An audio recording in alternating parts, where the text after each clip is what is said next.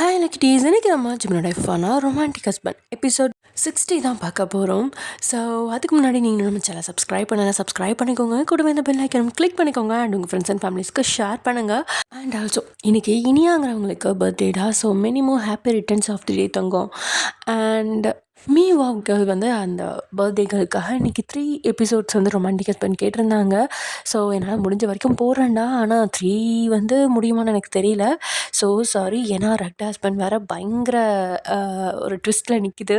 இன்றைக்கி நான் போடல அப்படின்னா கண்டிப்பாக என்னை கொலையே பண்ணிடுவாங்க தேடி வந்து. ஸோ அதனால் வேறு வழி இல்லை, முடிஞ்ச வரைக்கும் போடுறேன்.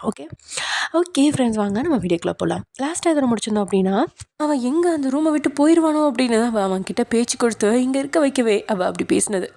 இப்போது அவன் இப்படி கேட்கவும் வெக்கமாக போயிடா அது அப்படின்னு அவன் தடுமாறினபடியே கேட்க மறந்துட்டேன் அப்படின்னதும் அவன் அந்த புக்கோட பேரை சொல்ல சரின்னு இப்போ அதை தேடுறதுக்காக முகத்தை குனிஞ்சிக்க. ஆனால் ஓரக்கனால அவளை பார்த்தவனுக்கு உள்ளுக்குள்ளே ஏதேதோ செய்யுது. ஆமாம், அவன் முகத்தில் புதுசாக பூத்திருக்க அந்த சிவப்பு அவனை ஒரு நிலையில் இருக்க விடாமல் பதைக்குது. அதே சமயம் இங்கே ரூமுக்குள்ளே நுழைஞ்ச நீங்களும் ஜிமின் இன்னும் நிமிர்ந்து பார்க்காம லேப்டாப்பை முறைச்சபடியே உட்காந்துட்ருக்கா. மெதுவாக அடி மேலே அடி வச்சு ஜிமின் பக்கத்தில் வந்து உட்காந்து நீங்கள் அவனோட கையை பிடிக்க வர அவனும் அவனோட கையை தள்ளி வச்சுக்கிட்டான்.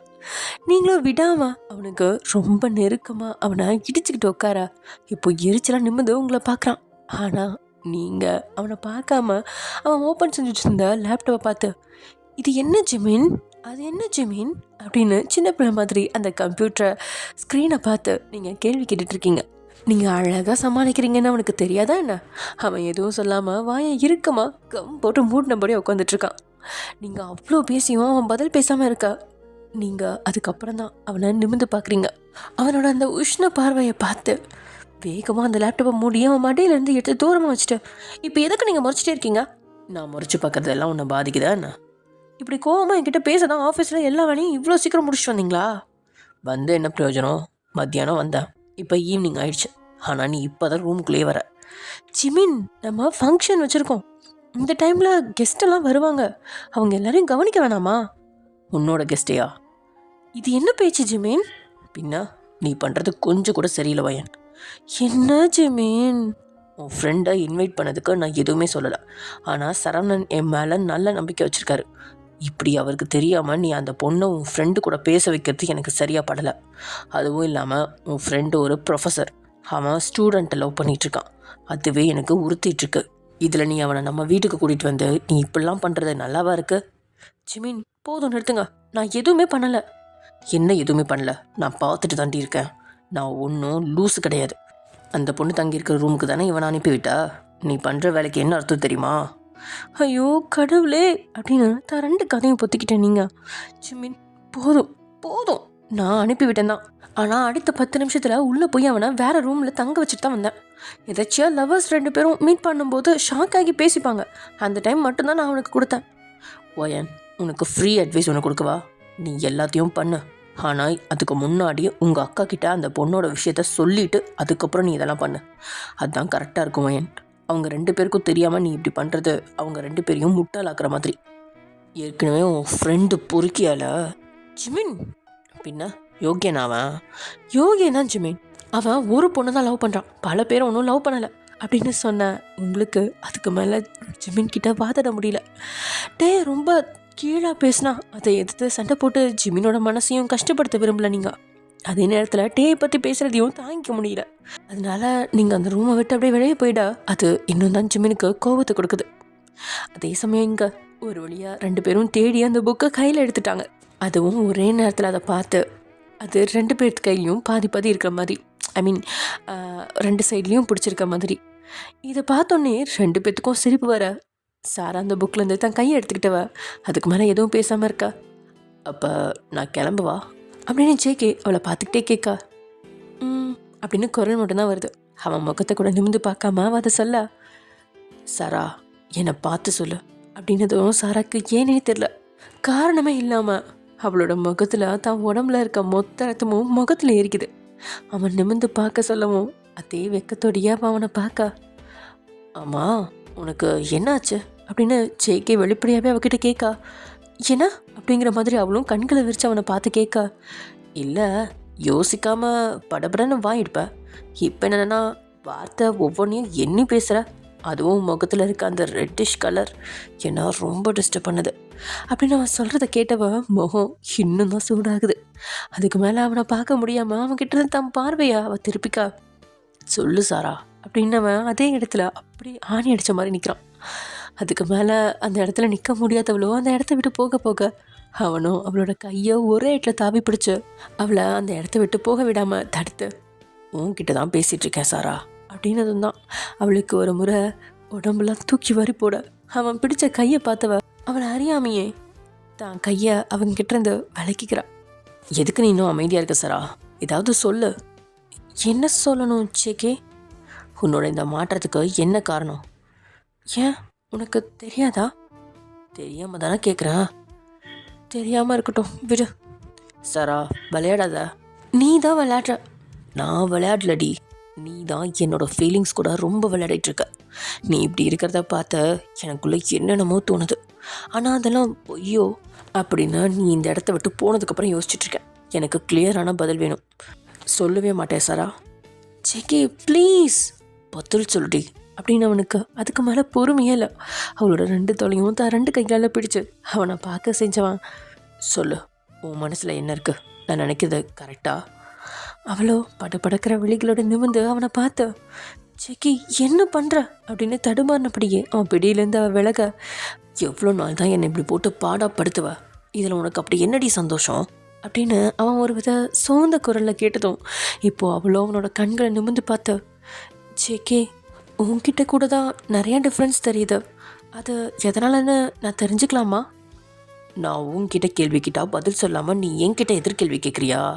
நீ இப்படி என்கிட்ட நடந்துக்கிறதால தான் நானும் இப்படி மாறிட்டேன்.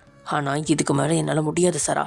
நமக்குள்ளே என்ன இருக்குது சொல்லுடி அப்படின்னு சொன்னவன் இப்போது அவளை அங்கேருந்த சவத்தில் சாட்சி நிறுத்தி அவளோட பதில் இன்னைக்கு தெரிஞ்சே ஆகணும் அப்படின்னு பிடிவாதமாக நிற்கா. என்ன பண்ணுற சேக்கே? யாராவது உள்ளே வந்துட்டா பிரச்சனை அப்படின்னு சொல்ல, எவ்வளோ பிரச்சனை வந்தாலும் நான் பார்த்துக்கிறேன், நீ சொல்லுடி. ரொம்ப தைரியம் தான் உனக்கு. என்னை பாராட்டுறதெல்லாம் அப்புறம் இருக்கட்டும், பதில் சொல்லுடி. அவ்வளோ ஒரு வித புன்னகையோட அவனை பார்த்தவ பதில் தெரிஞ்சுக்கிட்டே கேள்வி கேட்குறா. ஆமாம், ஆனால் சொல்லு. அதான். என்ன அதான்? சாரா எனக்கு வார்த்தையால் அதை கேட்கணும். போடா அப்படின்னு அவனை தள்ளிவிட்டு அவள் தப்பி போகலாம் அப்படின்னு பார்க்க, ஆனால் அவனோட பிடியோ அத்தனை இறுக்கமாக இருக்குது. அவளால் நகரக்கூட முடியல. ஜிக்கி வலிக்குது. சரி அப்படின்னு அவளோட தோள்கள்லேருந்து தான் 2 கையும் எடுத்துக்கிட்டவன் இப்போது அவளோட இடையோட 2 பக்கமும் அவன் கைகள் படுற. சாரா ஒரு செகண்ட் அதிர்ச்சியாக அவனை பார்க்க, அவனும் புன்னகையோட, நீ தான் அதுதான்னு சொல்லிட்டே, அப்போது இந்த உரிமை எனக்கு இருக்குதானே அப்படின்னு கேட்க, சாராவும் அதுக்கு பதிலும் எதுவும் சொல்லாமல் குறிப்பாக அவனை எதுவும் திட்டாமல் முகத்தை கிழிஞ்சிக்கிறான். இது தாண்டி என்ன ரொம்ப டிஸ்டர்ப் பண்ணுது. என்ன புதுசா வெக்கம்லாம் படுற? ஜேகே ஒரு மாதிரி கறக்கமாக சொல்ல, சாரா தான் 2 கைகளையும் எடுத்து தான் முகத்தை மறைச்சிக்கிட்டவ, சி நீ இப்படி எதுக்கு என்கிட்ட ஓப்பனாக பேசுகிறா? நீ பதில் சொன்னால் எதுக்கு இவ்வளோ ஓப்பனாக பேச போகிறேன்? அதான் நான் சொல்லிட்டேன்ல. இல்லையே அப்படின்னவன் இப்போ அவளை நல்லா நெருங்கியிருந்தான். அவனோட உஷ்ண காற்று அவளோட உடம்பையும் சூடாக்க தான் இதழ்களை ஈரப்படுத்தினபடியே எச்சில கூட்டி விழுந்தவா, இப்போ எதுக்கு நீ இவ்வளோ பக்கத்தில் வர அப்படின்னு வார்த்தை வராமல் கோர்த்து அவன்கிட்ட பேச, அதுவும் காற்று தான் வருது. சொல்லுடி. அவ்வளோ கண்களை இருக்க மூடி அதுக்கு மேலே உன்னை காக்க வைக்காம, ஐ லவ் யூ அப்படின்னு சொல்ல, ஜேக்கியோட முகம் முழுசும் அவ்வளோ புன்னகை வந்து தொலைக்குது. இருந்தாலும் அந்த புன்னகையெல்லாம் லைட்டாக மறைச்சவன் அவன் சொன்னது எதுவும் கேட்காத மாதிரியே, என்ன அப்படின்னு கேட்க, அவளோ இப்போது கண்களை திறந்த, ஒரு தடவை தான் சொல்ல முடியும். ப்ளீஸ் சாரா, நான் சரியாக கேட்கலடி, இன்னும் ஒரே ஒரு தடவை. முடியாது சாரா, நீ முதல்ல தள்ளி போ அப்படின்னு. இப்போது அவள் அவனை தள்ள, அவள் ப்ரப்போஸ் செஞ்சதில் அவனும் காற்றுல ரெக்க கட்டி பறக்காத குறையாக இருந்ததால் அவள் தள்ளினதும் அவன் தள்ளி போயிட்டான். அவளோ இதான் சாக்கு அப்படின்னு வேகமாக கதவு பக்கம் ஓட, ஜேகே போய் கதவு மேலே கையை வச்சு அவளையே குறுக்குறுன்னு பார்த்தவன், இதை சொல்ல உனக்கு இவ்வளோ நாளாச்சா அப்படின்னு ஒரு மாதிரி கறக்கமாக கேட்க, அதுக்கு என்ன பதில் சொல்கிறது அப்படின்னு தெரியாமல் விழிச்சவா, எனக்கு எப்போ அந்த ஃபீலிங்ஸ் வருதோ அப்போ தானே சொல்ல முடியும். அப்போ இவ்வளோ நாள் உனக்கு அந்த ஃபீலிங்ஸ் இல்லைன்னு சொல்கிறியா? வந்திருக்கலாம், நீ என்னை டிஸ்டர்ப் பண்ணாமல் இருந்திருந்தா. இப்போ நான் உன்னை டிஸ்டர்ப் பண்ணுறேனா? பண்ணுற, ஆனால் வேற ஒரு விதத்தில். ஆனால் நீ டைரெக்டாக வந்து என்னை லவ் பண்ணுன்னு கேட்கல தானே? இப்போ அதை தானடி கேட்டேன். ஆமாம், ஆனால் நானும் நான் லவ் பண்ணுறேன்னு தெரிஞ்சதுக்கப்புறம் தானே கேட்டேன். எனக்கு முன்னாடி தெரியும் சாரா நீ என்ன லவ் பண்ணுறேன்னு. ஆனால் உனக்கு அதை ரியலைஸ் பண்ண தான் இவ்வளோ நாளாச்சு. அப்படியா? ஆமாம். என்னை பார்க்கும்போது உன் கண்ணில் தெரிகிற அந்த ஸ்பார்க் அது எனக்கு சொல்லும். ஆனால் லவ் இருந்துச்சு, அது ஒரு 5% தான். ஆனால் மிச்சம் இருக்க 95% உங்கள் அப்பா மேலே இருக்கிற மரியாதை. அந்த மரியாதையில் அந்த லவ் தூரம் போயிடுச்சு. இப்போ ஒரு 85% லவ் உனக்குள்ளே இருக்குது. அதனால தான் நீ என்கிட்ட இப்படி நடந்துக்கிட்ட. சரி ஜேகே, யாராவது வந்துட போகிறாங்க, நீ முதல்ல இடத்த காலி பண்ண. இதுக்கு மேலே எப்படி சாரா போகிறது? ஏன்? ப்ரொப்போஸெல்லாம் பண்ணியிருக்க, அதனால அப்படின்னு எழுத்துவான். அவளை குறுகுறுன்னு பார்க்க. ஜேகே, ஒழுங்காக வெளியே போயிடு, இல்லை என் கையில் அடி வாங்கிக்குவா பார்த்துக்கோ. அடிடி அப்படின்னு ஜேகே சொல்லிட்டு இருக்கா. இவங்க 2 பேரும் இங்கே பேசிகிட்டு இருக்கும்போதே வெளியில் ஏதோ சத்தம் கேட்கா. உடனே சாரா கதவை திறந்து பார்க்க, நல்ல வேலையா இவங்க இந்த ரூம் பக்கம் யாரும் வெளியில் இல்லை. முதல்ல வெளியே போ ஜேகே அப்படின்னு பயத்தோடையே அவள் சொல்ல, அதுக்கு மேலே அவகிட்ட விளையாடாமல் அவள் காதலை சொல்லிட்டு சந்தோஷத்தில் போகிற போக்கில் அவளோட கண்ணத்தில் பட்டும் படாமல் விரலால் ஜேகே தட்டிட்டு போக அவ்வளோ அவனை செல்லமாக முறைக்க 2 பேரோட பார்வையிலேருந்து மறைஞ்சதும் புன்னகை மட்டும்தான். அவன் போனதுக்கப்புறம் சாராவோட மனசு, என்ன சாரா அதுக்குள்ளே அவன்கிட்ட ஓகே சொல்லிட்டா? இப்போ தான் நீயே ரியலைஸ் பண்ண? என்னன்னு தெரியல, இப்போவே அவன்கிட்ட சொல்லணும்னு தோணுச்சு, சொல்லிட்டேன். ஏன் இதுக்கு மேலே அவனை வெயிட் பண்ண வச்சா வேற யாராவது அவனை கரெக்ட் பண்ணிடுவாங்கன்னு பயத்தில் தானே சொன்னேன். சாச்சா, எத்தனை பேர் வந்தாலும் என்னோட ஜேகே என்னை மட்டும் தான் சுற்றி வருவான். இருந்தாலும் உனக்கு ஓவர் கான்ஃபிடென்ட் தான். இருக்கட்டுமே, அவன் விஷயத்தில் எனக்கு அப்படி தான். இவ்வளோ நாள் வேணான்னு சொன்னப்பயே என் பின்னாடி அப்படி அலைஞ்சான். இப்போ நான் ஓகே சொன்னதுக்கப்புறம் என்னை விட்டு வேற ஆளை பார்த்துருவானா என்ன? ஓகே, எப்படியோ சந்தோஷமாக இருந்தால் சரிதான் அப்படின்னு அவளும் தன் மனசுக்குள்ளே பேசினபடியே உற்சாகமாக தான் போட்டிருந்த ட்ரெஸ்ஸெல்லாம் மாற்றி வேறு ட்ரெஸ்ஸு போட்டுட்டு ஃப்ரெஷ்அப் ஆகி சாயங்காலம் 5 மணி பார்க்கல அவள் வெளியே வரான். சரியா அப்போதான் மீனாட்சியும் வெளியில் வரா. என்னக்கா தூங்கில இருந்துச்சியா அப்படின்னு சாரா கொஞ்சம் குறும்போட கேட்கா. ஏய், கிண்டல் பண்ணுறியாடி அப்படின்னு சொல்லிட்டு வாயிலே ஒரு அடி மீனாட்சி போட, அந்த நேரம்னு பார்த்து சரவணன் வெளியே வரா. ஹாய் மாமா. ஹாய் சாரா, எப்படி இருக்கா? சூப்பராக இருக்கேன் மாமா, நீங்கள் எப்படி இருக்கீங்க? எங்கள் அக்கா உங்களை கவனிக்கிறாங்களா அப்படின்னு கண்ணடிச்சு கேட்க. எங்க அப்படின்னு சரவணன் விளையாட்டா சலிச்சு மீனாட்சி வம்பிழுக்க. என்னங்க என்ன பேச்சுது அப்படின்னு அவள் கண்டி போட தான் கணவனை பார்க்க. அவள் கேட்டா நான் முதல் சொன்னேன், இதில் என்ன இருக்கு மீனு, சின்ன பொண்ணுக்கிட்டே இப்படி தான் பேசுவீங்களா? இப்போ நான் என்ன தப்பாக பேசிட்டேன், நீ தான் தப்பாக யோசிக்கிற அப்படின்னு பேசிகிட்டு இருக்கும்பொழுதே இந்த பக்கம் ரூமில் இருந்து டே வர. சாரா தான் முதல்ல டே பார்க்குறா. டே சாரையும் இன்வைட் பண்ணியிருக்காங்களா அப்படின்னு அவள் கண்கள் விரிய கேட்க. அவள் பார்வை போன திசையில் மற்ற 2 பேரும் பார்வை திருப்ப பார்க்க. உடனே சரவணனோட முகத்தில் புன்னகை மலரா. ஹாய் டே அப்படின்னு புன்னகை முகமாக சரவணன் டே அழைக்க. அவனும் யாருன்னு இவங்க பக்கமாக திரும்பினவன் சரவணனை பார்த்து அவன் முகம் விரியா. ஹாய் சார் அப்படின்னு சொன்னவனுக்கும் அடுத்து என்ன பேசணும் அப்படின்னு தெரியல. நல்லா இருக்கீங்களா டே, எப்போ வந்தீங்க அப்படின்னு சரவணன் கேட்கா. நான் வந்து ஒரு 2 hours தான் சார் ஆகுது அப்படின்னதும் சரவணன் டேயோட பேச ஆரம்பிச்சிட்டான். ஃபார்மாலிட்டிக்கு மட்டும் மீனாட்சியும் சாராவும் புன்னகை செஞ்சுட்டு அவங்ககிட்ட இருந்து விடை பெற்று அப்படி லட்சு இருக்கிற இடத்துக்கு வந்துட்டாங்க. இங்கே லட்சுவோ எல்லா பூக்களையும் கட்டி முடிச்சு நெட்டி முடிச்சிட்டு இருக்கா. அந்த நேரம் உள்ளே நுழைஞ்ச மீனாட்சியோ, டயர்டாக இருக்கியா லட்சு அப்படின்னு கேட்டபடியே உள்ளே வரா. தண்ணி உள்ளே வர்றதை பார்த்ததும், அதெல்லாம் ஒன்றும் இல்லை நீ வாங்க அப்படின்னு சொல்லிட்டு பக்கத்தில் இருக்க சாராவையும் புன்னகையோட பார்க்குறா. லட்சு, இவ என்னோட சிஸ்டர், உனக்கு நான் இன்ட்ரோ கொடுத்துருக்கேனா அப்படின்னு மீனாட்சி கேட்கா. எனக்கு தெரியும் நீ இவங்களா அப்படின்னு லட்சு சாராவை பார்த்து சொல்ல. சாராவும் புன்னகையோட 2 பேரும் பார்த்துருக்கோம், ஆனால் அவ்வளோவா பேசினதில்லை. ஏன்? எல்லாம் இந்த ஜேகேவால தான். ஜேகேவா? அதான்க்கா, ஜிமின் மாமாவோட தம்பி ஜேகே. ஓ, அவர் கூட உனக்கு தெரியுமா? நல்லா தெரியும்க்கா, நாங்கள் எப்போவோ ஃப்ரெண்ட் ஆகிட்டோம். ஒரே காலேஜில் இருந்துட்டு ஃப்ரெண்ட் ஆகாமல் இருந்தால் எப்படி? அடுத்த கேள்வி மீனாட்சி கேட்க வர. ஸ்டாப் இட், நீ அடுத்த கேள்வி என்ன கேட்க வரேன்னு எனக்கு புரியுதுக்கா. லட்சுவும் அதே காலேஜில் தானே கேட்க வர அதானே? ஆமாம்.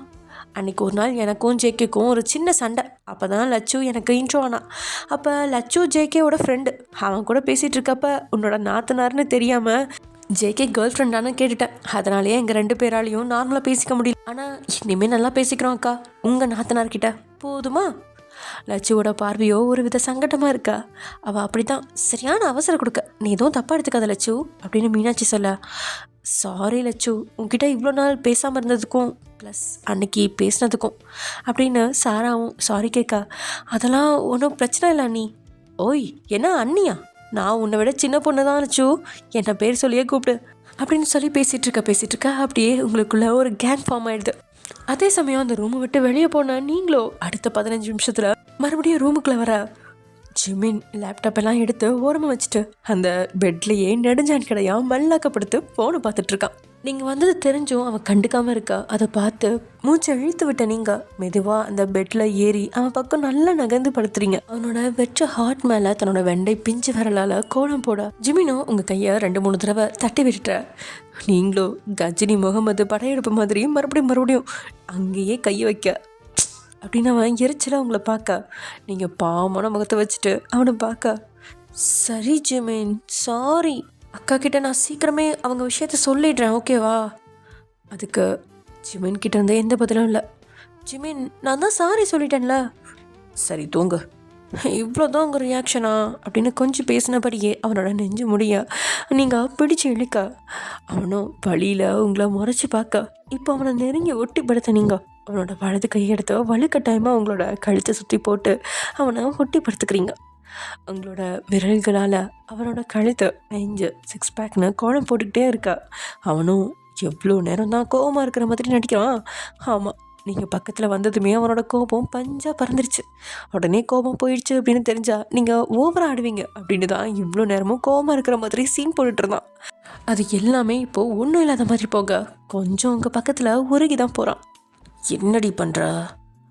அவனும் அவளோட வலது கையை பிடிச்சு தடுத்து கேட்கா, என் புருஷனோட அழகான இந்த சிலையை டச் பண்ணக்கூடாதா என்ன அப்படின்னு சொன்னபடியே அவனை நிமிர்ந்து பார்க்க, அவன் முகத்துக்கு நேராக சூடான மூச்சை விட்டவன் இப்போ அவள் பக்கமாக நல்லா திரும்பி படுக்க, அவனோட பார்வை மாற்றத்தை கண்டுக்கிட்டவ தான் ஒற்றை புருவத்தை உயர்த்தி என்ன அப்படின்னு கேட்க, ஜிமினோட பார்வை அவன் முகத்தை பிச்சு தின்னுட்டுருக்கு. யாரோ கொஞ்ச நேரத்துக்கு முன்னாடி கோவமா இருந்தாங்க. அப்படியா? அது யாரு? அவன் ஒரு லூஸு. ஏய், நீங்களோ சிரிப்போட கோவம்லாம் எங்கே போச்சு அப்படின்னு கேட்கா, இப்படி மூகினி பிசாசு மாதிரி பக்கத்தில் வந்தா யாரால தான் கோவப்பட முடியும் சொல்லு? ஏன்னா அப்படின்னு இப்போ நீங்கள் நிஜமாவே அவனை மறைக்கிறீங்க. நான் உங்களுக்கு மோகினி பிசாசா? பின்ன இல்லையா? இப்படி ஒரு நிமிஷத்தில் என் மனசை மாற்ற உன்னால் மட்டும் தாண்டி முடியும் அப்படின்னு சொன்னவனோட கை இப்போது உங்களோட முகத்தை அழிந்துக்கிட்டு இருக்கு. அவனோட கையை நீங்கள் தட்டி விட போக அவனும் அதுக்கு முன்னாடி உங்களோட கையை இன்னொரு கையால் வளைச்சி பிடிச்சவன் உங்களோட உதட்ட நீவினபடியே அதில் ஒரு அடி போட்டவன், இப்போல்லாம் உனக்கு ரொம்ப தாண்டி வாயாயிடுச்சு அப்படின்னு சொல்கிறான். உங்களோட கீழே உதட்ட பிடிச்சு அப்படியே இழுக்க, வலிக்குது ஜிமேன். நல்லா வலிக்கிட்டோண்டி, அதுக்கு தானே கிள்றது. நீங்களும் அதில் சினுங்க, இப்படி சிரிங்கியே என்னை கவுத்துருவா போல அப்படின்னவன் இப்போது மொத்தமாக உங்களோட வயிற்று அழந்தபடியே மென்மையாக உங்களை அணைக்கிறான். உங்களோட உதட்டுக்கு நேராக தன்னுடைய உதட்டை வச்சு ஆரம்பிக்கலாமா அப்படின்னு கேட்கா, நீங்களும் அதிர்ந்து விழிச்சு, ஐயோ ஜிமின், என்ன விளையாடுறீங்களா? இது நைட் இல்லை, அதுவும் இல்லாமல் எல்லா கெஸ்ட்டும் நம்ம வீட்டில் தான் இருக்காங்க. அதுக்கும் இதுக்கும் என்னடி சம்மந்தம்? பின்ன சம்மந்தம் இல்லையா? ஆளைப்பாரு.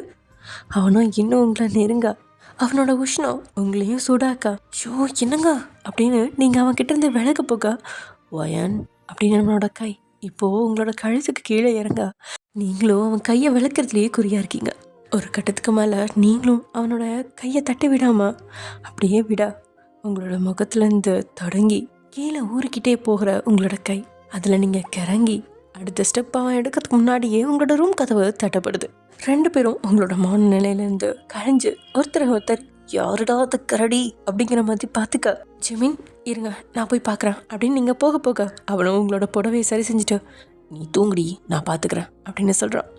தலையணையெல்லாம் ஒழுங்காக வச்சு கொடுக்க, யாராவது இருக்காங்களா அப்படின்னு வெளியே போய் பார்க்க அவனோட அக்கா தான். என்னடா கரடி மாதிரி வந்துட்டேனோ அப்படின்னு கேட்டதும், அதெல்லாம் இல்லைக்கா, தூங்கிட்டு தான் இருந்தேன். என்ன சொல்லுக்கா? வெளியில் டெக்கரேஷன் ஓரளவு நடந்துட்டுருக்கு, சின்ன டவுட்லாம் கேட்குறாங்க, அதுக்கு நீ தான் பதில் சொல்லணும், அதான் கூட்டிகிட்டு வந்தேன். நான் என்ன சொல்கிறது, நீயே சொல்ல வேண்டியதானக்கா? என்னடா அந்த விஷயம்லாம் எனக்கு தெரியாது, அதனால தான் சொல்கிறேன். சரி அப்படின்னு அவனும் அந்த வேலையை பார்க்க போக நீங்களும் அதுக்கு மேலே வரமாட்டான் அப்படின்னு தூங்கிட்டீங்க. அதே சமயம் இங்கே நைட்டு சாப்பாடுலாம் ஆர்ப்பாட்டமாக இருக்க அந்த பெரிய மேஜையை சுற்றி எல்லாருமே உட்காந்து கிண்டல் கேலி அப்படின்னு பேசி பேசி சிரிச்சு ஒருத்தர் முகத்தை பார்த்து சிரிச்சு பேசிகிட்டு இருக்கா. ஆனால் லட்சு மட்டும்தான் நிமிர்ந்து கூட எல்லாரும் முன்னாடியும் டேயை பார்க்கல. டே உள்ள கொதிச்சுக்கிட்டு இருக்கான். அவ்வளோ கோபம் உங்கள் மேலே அவனுக்கு. ஆமாம், அவனும் வந்ததுலேருந்து இவ ஒருத்தியை மட்டும்தான் பார்த்துட்டு இருக்கான். ஏன் எல்லாத்துக்கு முன்னாடியும் ஒரே ஒரு பார்வை பார்த்தா கண்டுபிடிச்சிருவாங்களா என்ன? அப்படி என்ன பயம் அவளுக்கு? கொஞ்சம் ஓவராக தான் போயிட்டுருக்கா அப்படின்னு அவளை பார்க்கக்கூடாது அப்படின்னு நினச்சாலும் அது அவனால் முடியல. பார்வை அவகிட்ட இருந்து அங்கேயும் இங்கேயுமா திருப்பினாலும் மறுபடியும் பார்வை அங்கே தான் போக. முதல் நாளாக சாப்பிட்டு எழுந்துவான் அந்த இடத்த விட்டு போயிட்டான். அதுக்கப்புறம் தான் ஜிமின் நார்மலாகவே பேசினான். டே இருக்கான் அப்படின்னு அவனுக்கு எதையுமே பேச பிடிக்கல. அவன் போனதுக்கப்புறம் தான் ஜிமின் ஃப்ரீயாக பேச அதுக்கப்புறம் அவங்களோட பேச்சுக்கள் அப்படி தொடர்ந்துக்கிட்டே இருக்கு. இங்கே லட்சு டேயை பார்க்கல அப்படின்னாலும் அவன் இங்கே வந்தது, அவளை பார்த்தது, அவகிட்ட கோச்சிட்டு போனதுன்னு எல்லாத்தையுமே அவளுக்கு தெரியும். அதனால இவளுமே சாப்பிட்டு முடிச்சதுக்கப்புறம் யாருடைய கவனத்துலையும் கவராமல் தனியாக ரூமுக்கு வந்து அவனோட நம்பருக்கு கால் பண்ண கடும் கோவத்தில் இருந்துட்டே அந்த காலை கட் பண்ணிட்டான். இவளோ மறுபடியும் அவனுக்கு கால் பண்ணிக்கிட்டே இருக்கா. 2-3 கால்களை கட் பண்ணவன் 4வது கால் அட்டன் பண்ணி, உனக்கு அறிவே இல்லையா? கால் அட்டன் பண்ணலனா உன்கிட்ட பேச பிடிக்கலன்னு அர்த்தம். சும்மா கால் பண்ணிட்டு இருக்காதா அப்படின்னு அவன் மேலே இருந்த கோவத்தில் அவகிட்டயே அவன் எரிஞ்சு விழுக. ரொம்ப நாளைக்கு அப்புறம் அவன் அவளை இப்படி திட்டுறான். தான் காதலை சொல்கிறதுக்கு முன்னாடி அவளை இப்படி தான் திட்டிகிட்டு இருந்தான். அது அவனுக்குமே கொஞ்சம் கஷ்டமாக தான் இருந்துச்சு. ஆனால் ஏனோ அது என்ன எல்லாரும் முன்னாடியும் ஒரு பார்வை கூட பார்க்காம இருக்கிறது அப்படின்னு இன்னும் கோவம் வரதான் செய்யுது. ஆனால் தான் திட்டினது சரிதான் அப்படின்னு நினச்சபடியே மொட்டை மாடியில் அங்கேருந்த நிலவை பார்த்தபடியே திட்டில் ஏறி உட்காந்துட்டான். அவளுக்கும் கண்கள்லேருந்து கண்ணீர் வர யாராவது வந்துருவாங்களோ அப்படின்னு அந்த கண்ணீரை மறைக்கிறதுக்காக கண்ணை துடைக்க அவளை அறியாமல் கண்ணீர் உதுத்துக்கிட்டே இருக்கு. அதை மறைக்கிறதுக்காகவே தன் ரூம்லேருந்து மாடி போகக்கூடிய அந்த படி இருக்கா அங்கே ஏறுறா. அவள் பார்க்காம இருக்கிறதுக்கும் ஒரு காரணம் இருந்துச்சு. அவளோட அண்ணி மீனாட்சி இங்கே வந்ததுலேருந்து தன்னையை கவனிக்கிற மாதிரியே அவளுக்கு ஒரு எண்ணம். நிமிர்ந்துட்டே பார்த்துட்டா அப்படின்னா அவங்களுக்குள்ள சந்தேகம் வந்துடுமோ அப்படின்னு தான் அவள் குனிஞ்சபடி இருந்தது. ஆனால் எப்படி இருந்தாலும் சந்தேகம் வரும் அப்படிங்கிறது அவளுக்கு தெரியல. அவ்வளோ அழுதுகிட்டே மேலே வர அங்கே திட்டில் ஓரமாக உட்காந்துட்டு இருந்தவன் மேலே யாரோ வர்றது தெரிஞ்சும் கீழே குனிஞ்சு இறங்க பார்க்க யார் அப்படின்னு உன்னைக்குவா கவனிச்சவன். அதுக்கப்புறம் தான் அது லட்சம்னு கண்டுக்கிட்டான். நான் இங்கே இருக்கிறது இவளுக்கு அப்படி தெரியும் அப்படின்னு கோவமாக நினச்சபடியே அவளை திட்ட வாய் எடுக்க போக. ஆனால் அவளோ வந்ததுலேருந்து கண்ணை தொடச்சி அழுதுகிட்டே இருக்கா. அந்த நிலா வெளிச்சத்தில் அவனுக்கு அது தெளிவாக தெரியுது. அதுக்கப்புறம் எங்கே அவன் மேலே கோவப்பட, இப்போ நான் என்ன சொல்லிட்டேனே இவ இந்தளவுக்கு கதறி அழுதுட்ருக்கா அப்படின்னு தலையிலேயே அடித்தவன் மெதுவாக கீழே குதிச்சு இறங்கி அவள் பக்கத்தில் போக திடீர்னு யாரோ பக்கத்தில் வர ஆரவம் தெரியும். அவ்வளோ பட்டுன்னு திரும்பி போக பார்க்க அவளை திரும்ப விடாமல் அவளோட வாயை தன் கைகளால் பொத்தி அங்கே இருக்கிற சவுத்தில் அவளை சாய்க்கிறான். அதுக்கப்புறம் தான் அவனோட முகத்தை அவகிட்ட காட்டுறான். ஒரு நொடி பதறி போனவ அவன் கையை கடிச்சு வைக்கலாம் அப்படின்னு தான் நினச்சா. ஆனால் அதுக்குள்ளே அவனோட வாசம் பழக்கப்பட்ட கை அப்படின்னு ஓரளவு அவளுக்கு அது டே தான் அப்படின்னு தெரிஞ்சிட அதை உறுதிப்படுத்துகிற மாதிரி அவனும் அவனோட முகத்தை காட்டவும் தான் அப்படியே அவனை 2 விழிகளாலையும் அவனை விரிச்சபடி பார்க்க அவனும் முகத்தை உம்முன்னு வச்சபடியே அவள் உதட்டில் இருந்து தன் கையை எடுத்தவன் தன் கையை கட்டினபடியே அவளையே குறுகுறுன்னு பார்க்க சார் அப்படின்னு கூப்பிட்டதுக்கப்புறமும் பார்வையில் மாற்றம் இல்லை. Sorry sir. அப்போ வேணும்னு தான் என்னை அவாய்ட் பண்ணியிருக்க? இல்லை சார், அண்ணி என்ன பார்த்துட்டே இருந்தாங்க. அந்த நேரத்தில் நிமிர்ந்து உங்களை பார்த்துட்டா அவங்களுக்கு தெரிஞ்சிருமோன்னு நான் ஒரு பயத்தில் என்னால் நிமிர்ந்து பார்க்க முடியல சார். இதுக்கு போய் நீங்கள் எதுக்கு இவ்வளோ கோவப்படுறீங்க? எனக்கு புரியல. உன் மனசில் நீ என்ன தான் நினச்சிட்ருக்க? எனக்கு சுத்தமாக புரியல. உங்கள் அண்ணி பார்த்துருவாங்க, உன் அண்ணா பார்த்துருவாங்கன்னு பயம் இருக்குல்ல. அதுக்கு தான் நான் உன் அண்ணா கிட்ட பேசுகிறேன்னு சொல்கிறேன். அதுவும் வேணான்னு சொல்கிறேன். ஆனால் என் மூலமாக தான் விஷயம் தெரியணும்னு சொல்கிறேன். இப்படி இருந்தால் நம்ம விஷயத்தை எப்போ தான் உங்கள் வீட்டை சொல்கிறது? எப்போ தான் நீயும் நானும் உங்கள் வீட்டாளுங்க முன்னாடி நார்மலாக இருக்கிறது சொல்ல? இப்போ உங்களுக்கு தான் எதுவும் புரிய மாட்டேங்குது சார். இந்த விஷயத்த எங்கள் வீட்டில் சொன்னால் நம்ம நார்மலாக இருப்போன்னு உங்களுக்கு யார் சொன்னா? ஏன் அப்படின்னு அவன் கேள்வியை உங்களை பார்க்க, எங்கள் வீட்டில் ஒத்துக்குவாங்கன்னு உங்களுக்கு அவ்வளோ நம்பிக்கையா சார்? ஏன் ஒத்துக்க மாட்டாங்க? ஒரு மாப்பிள்ளைக்கு உண்டான தகுதி எல்லாம் என்கிட்ட இருக்குதானே. நல்லா படிச்சிருக்கேன், நல்ல வேலையில் இருக்கேன். இதை விட வேற என்ன வேணும்? ஆனால் சார், எங்கள் வீட்டில் அதெல்லாம் விட குடும்பத்தை தான் பார்ப்பாங்க. இப்போ எங்கள் குடும்பத்துக்கு என்ன குறைச்சல்? உங்கள் குடும்பத்துக்கு எந்த குறைச்சலும் இல்லை. ஆனால் உங்கள் குடும்பத்தில் உள்ளவங்களுக்கு என்ன பிடிக்கல தானே. இப்போ நீங்கள் வந்து எங்கள் வீட்டில் பேசுகிறீங்கன்னு வச்சுக்கோங்க. நீங்கள் சொன்ன மாதிரி நல்ல வேலையில் இருக்கீங்க, நல்லா படிச்சிருக்கீங்க, நல்லா அழகாகவும் இருக்கீங்க. அதெல்லாம் ஒரு குவாலிட்டியாக எடுத்துக்கலாம். மெயின் குவாலிட்டியே அவங்க வீட்டு பொண்ணு வாழ போகிற வீடை பற்றி தானே இருக்கும். அப்புறம் 2 வீட்டு பெரியவங்க கூடி தானே கல்யாண விஷயத்தையெல்லாம் பேசுவாங்க. அப்படி இருக்கும்போது எப்படி சார்? இனிமே அத்தை மாமா உங்ககிட்ட பேசல தானே? அன்னைக்கு போனவங்க எனக்கு என்னமோ பயமாக இருக்குது சார். எங்கள் வீட்லேயும் எதிர்ப்பு கிளம்பிடுச்சுன்னா ரொம்ப கஷ்டம். நான் காலேஜ் வரதே கஷ்டமாயிடும். அதனால தான் என்னால் உடனே முடிவெடுக்க முடியல சார். இப்போ நம்ம பார்த்து பேசுகிற இந்த சூழ்நிலையும் கிடைக்காம போயிடுமோன்னு தான் நான் உங்களை பேச வேணான்னு சொல்லி தள்ளி தள்ளி போட்டுட்ருக்கேன் அப்படின்னு அவள் இவ்வளோ நாட்களாக வேணான்னு சொன்னதுக்கான விளக்கத்தை அவன்கிட்ட தெளிவாக சொல்ல, அவனுமே அவள் சொன்னதில் உள்ள உண்மையை கொஞ்சம் யோசிக்க ஆரம்பிக்கிறான். இப்போ நான் என்ன பண்ணணும்னு சொல்கிறேன் அப்படின்னு அவன் அவளை பார்க்க, அது உங்களுக்கே தெரியும் சார். நான் வேற சொல்லணுமா? சொல்லு, நீ தான் சொல்லணும். அத்தை மாமா கிட்ட நீங்கள் முதல்ல சம்மதம் வாங்கணும். அதுக்கப்புறம் எங்கள் வீட்டில் எந்த எதிர்ப்பும் இருக்காது சார். அப்படின்னு சொன்னவன் அவளை விட்டு விலகி அவளை பார்த்தபடியே அங்கேருந்து திட்டில் ஏறி உட்கார யோசனை படிஞ்ச அவனோட முகத்தை பார்த்தவ தேவையில்லாமல் இங்கே வந்த இடத்துல இவரை டென்ஷன் பண்ணிட்டோமோ அப்படின்னு நினச்சபடியே நிற்கிறான். இங்கே நின்னா இன்னும் தான் டென்ஷன் ஆவார். சார் நான் கிளம்பவா அப்படின்னதும் டேக்கிட்ட பதில் கிடையாது. சார் அப்படின்னு அவள் அழுத்தி சொல்ல, அவனும் அதை விட அழுத்தமாக அவளை பார்த்து வைக்கிறான். அவனோட பார்வை சொல்லுது, இங்கேருந்து நீ போயிடுவியா அப்படிங்கிற மாதிரி. யாரும் இல்லைன்னா பரவாயில்ல, வீட்டில் எல்லாரும் சுற்றி இருக்காங்க, இந்த நேரத்தில் இவர் ரொம்ப தான் உரிமை எடுத்துக்குவார் அப்படின்னு மனசுக்குள்ளேயே இவ புலம்பிகிட்ருக்கா. இவ எதுக்காக தயங்குறா அப்படின்னு புரிஞ்சவன் அடுத்த நிமிஷம் தன்னோட ஃபோன் எடுத்து உங்களுக்கு கூப்பிட்டு, நீங்களும் எல்லாத்துக்கூடையும் ஒன்றா உட்காந்து அரட்டி அடிச்சிட்ருக்கீங்க, வீட்டுக்குள்ளே இருந்துக்கிட்ட இவன் எதுக்கு ஃபோன் பண்ணுறான் அப்படின்னு கொஞ்சம் தள்ளி வந்து, என்னடா அப்படின்னு கேட்க, நானும் லட்சுவும் மாடியில் இருக்கோம், யாரோ வராமல் பார்த்துக்கோயேன், கொஞ்ச நேரம் பேசிகிட்ருக்கோம். டேய் என்ன விளையாண்டுட்டு இருக்கியா? பாவம் பார்த்து சண்டை போட்டு கூட்டிகிட்டு வந்தா இங்கே என்னடா பண்ணிகிட்ருக்கீங்க ரெண்டு பேரும்? ஏற்கனவே என் வீட்டுக்காரரு எனக்கு கிளின்னு கிழிச்சிட்ருக்காரு. இந்த திட்டையும் சேர்த்து எனக்காக வாங்க மாட்டியா ஒயன்? விளையாட திட்டே, நான் சீரியஸாக பேசிகிட்ருக்கேன் ஒயன். வந்ததுலேருந்து அவள் கூட டைம் ஸ்பெண்ட் பண்ணவே முடியல. கொஞ்ச நேரம் ஒரு அரை மணி நேரம் மட்டும் பார்த்துக்கிறியா ப்ளீஸ்? டேய் நீ சீக்கிரம் லட்சு வீட்டில் உண்மையை சொல்கிறது தான் நல்லது, இல்லைனா நான் சொல்ல வேண்டியது வரும். அதை கண்டிப்பாக நான் சொல்ல தான் போகிறேன். எப்போ? சீக்கிரமே, ரொம்ப சீக்கிரம் சொன்னால் நல்லது. ஏன்னா உனக்காக எங்கள் அக்காவை நான் ஏமாற்றிட்டுருக்கேன், அது உன் மனசில் இருக்கட்டும். புரியுது வயன், நான் முடிஞ்ச அளவு சீக்கிரம் சொல்கிறேன், இப்போ மட்டும் பார்த்துக்கிறியா? எங்கள் வீட்டுக்காரர் வீட்டில் இல்லை, அவர் வந்ததுக்கப்புறம் அவர் வந்தார்னா எனக்கு தெரியாது, மற்றபடி மற்றவங்களெல்லாம் என்னால் கண்ட்ரோல் பண்ண முடியும். மாடியில் தானே நிற்கிறேன், உன் வீட்டுக்காரர் கார் வந்தால் நானே லட்சுவை அனுப்பி வச்சிடுறேன், போதுமா? அப்படின்னு சொன்னபடியே நீங்கள் ஃபோனை கட் பண்ணிவிட்டு மீனாட்சியை தூரத்தில் இருந்து பார்த்தவங்களுக்கு கொஞ்சம் குற்ற உணர்ச்சியாக தான் இருக்குது. மீனாட்சி இந்த வீட்டை விட்டு போகிறதுக்கு முன்னாடியே விஷயத்த சொல்லிடணும், மீனாட்சிக்கு மட்டுமாவது சொல்லிடணும் அப்படின்னு உங்களோட மனசில் நினச்சிக்கிட்டீங்க நீங்கள். அதே சமயங்க மேடம்க்கு காது கேட்குதா இல்லையா அப்படின்னு டே கேட்க, லட்சுவோ ஏன்னா அப்படின்னு அவன்கிட்ட மறுபடியும் கேட்க, காது காது கேட்குதா? கேட்குதே அப்படின்னு அவன் வேகமாக தலையாட்டா. அப்போ இவ்வளோ நேரம் யாருக்காக பேசிகிட்டு இருந்தேன், என்ன பேசிகிட்டு இருந்தேன்னு தெரியும் தானே? அவ்வளோ அமைதியாக அவனை பார்க்க, என் பொறுமைக்கும் ஒரு அளவு இருக்குது, பக்கத்தில் வாடி. இவர் கூப்பிட்ட உடனே இவர் பக்கத்தில் ஓடிடணுமா அப்படின்னு மனசில் நினச்ச லட்சுவோ அப்படியே அமைதியாக நிற்கா. சரி அப்போ நான் கிளம்புறேன் அப்படின்னு அவன் உட்காந்துருந்த திட்டிலேருந்து எகிரி குதிக்கா. இப்போது வேகமாக அவன் முன்னாடி போய் நின்றுட்டான். இவன் அதுக்கு பதிலே பேசாமல் அவளை முறைக்க மட்டும் செய்யா. நான் ஒன்றும் உங்கள் முறை பண்ண கிடையாது, எதுக்கு நான் முறைச்சிக்கிட்டே இருக்கீங்க? காமெடியா? சிரிப்பே வரல. சீரியஸாக பேசுகிறேன், காமெடின்னு சொல்கிறீங்க, போங்க நான் போகிறேன் அப்படின்னு லட்சு போக போக இப்போது பாஞ்சவளோட கை விரல்களை அவன் பிடிக்க, அவன் அவளோட கை விரல்கள் பிடிச்சதும் ஜிவ்வன்னு ஷாக் அடித்த மாதிரி இருக்குதான். லட்சு அதை கண்களை மூடி ஒரு நொடியை அனுபவிச்சவ அடுத்த நொடி அவன்கிட்ட இருந்த கையை பிரிக்க போக அவனும் விடாமல் அவளை பக்கத்தில் இழுக்க, இதமான மெல்லிய காற்று அவங்க ரெண்டு பேர்த்தையும் ஊசியாக தொலைச்சி போக ரெண்டு பேரும் ஒரு விதமான நிலையில் அங்கேயே நின்றுட்டுருக்காங்க. ரெண்டு பேரும் ஒருத்தர் பார்வையால் விழுங்கிக்கிட்டு இருக்காங்க. முதல்ல தன் நிலைக்கு வந்தது லட்சு தான்.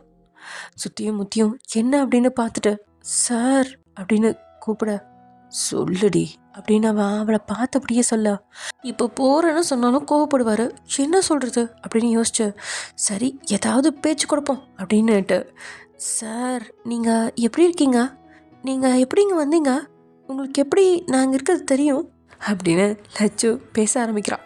இதுக்கு போய் தான் பேச்சு கொடுக்குறதாமா. வெத்தலை இருக்குல்ல வெத்தலை, அதில் மை போட்டு பார்த்தேன் அப்படின்னு அவன் சீரியஸாக பேச, அப்படியா அப்படின்னு சாதாரணமாக கேட்டவ அதுக்கப்புறம் அப்படின்னு விழிக்க அவளோட அந்த பார்வையை பார்த்து சத்தம் போட்டு சிரிச்சவன் நொடி பொழுதுல அவளை தான் பக்கத்தில் இழுத்துட்டான். அவன் இழுத்த இழுப்பில் அவளோ அவனோட நெஞ்சில் வேகமாக மோதி நிற்க. டெய்யோ நெஞ்ச நீவினபடியே அப்பா அப்படின்னு அவளை பார்த்தபடி அவன் தேய்க்க. இதுக்கு தான் சொன்னேன் கீழே போகிறேன்னு பாருங்க. அவனோட ஹார்ட்டை நீவி விட போன அவளோட அழகு கையை பிடிச்சவன் அந்த கையை தான் உதட்டு பக்கத்தில் கொண்டுட்டு போக லட்சுவோ அவனை விட வலுக்கட்டாயமா அவன் இடது பக்க ஹார்ட் மேலே அந்த கையை கொண்டுட்டு போய் ஒரு விதமாக வருடி விட இந்த வருடெல்லாம் தன்னிலை இழந்தவன் அடுத்த நிமிஷம் அவளை இறுக்கி அணைச்சிருந்தான். அவனோட இந்த திடீர் அனுப்பில் அவ்வளோ கண்களை பெருசாக விரிச்ச யாராவது வந்துடுவாங்களோ அப்படின்னு பிதிர்த்து போக எதிரில் இருந்தவனுக்கு தான் அந்த கவலையெல்லாம் இல்லை போல. நிறுத்தி நிதானமாக அவளோட கழுத்து வளைவில் தன்னோட மூக்கை தேய்ச்சு அவளோட வாசத்தை உள்ளே இழுத்துக்கிட்டு இருந்தவனுக்கு அவ்வளோ நேரம் இருந்த இறுக்கமெல்லாம் எங்கே போணுச்சு அப்படின்னே தெரியல. ஓகே ஃப்ரெண்ட்ஸ், இதோட நம்ம இந்த எபிசோட முடிச்சுக்கலாம். நெக்ஸ்ட் எபிசோட நடக்க போகுது அப்படிங்கிறத நெக்ஸ்ட் எபிசோடில் பார்க்கலாம். ஓகே, பாய்.